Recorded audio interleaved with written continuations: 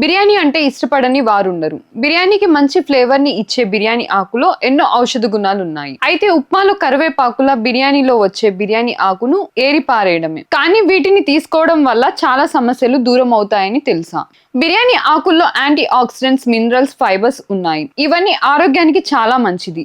దీన్ని రెగ్యులర్ గా తీసుకుంటే కడుపు నొప్పి, జలుబు, తలనొప్పి వంటి సమస్యలు దూరం చేస్తాయి. వీటితో ఇంకేం లాభాలున్నాయంటే డీటాక్సిఫికేషన్, మూత్ర సంబంధిత సమస్యలు దూరం అవుతాయి.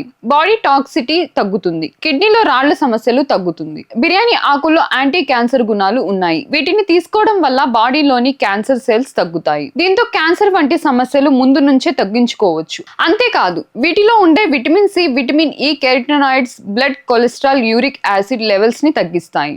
ఇందులోని యాంటీ ఆక్సిడెంట్ గుణాలు ఫైటోకెమికల్స్ ఆక్సిడేటివ్ స్ట్రెస్ ని తగ్గిస్తాయి. దీంతో పాటు లివర్, కడుపు సంబంధిత సమస్యల్ని దూరం చేస్తాయి.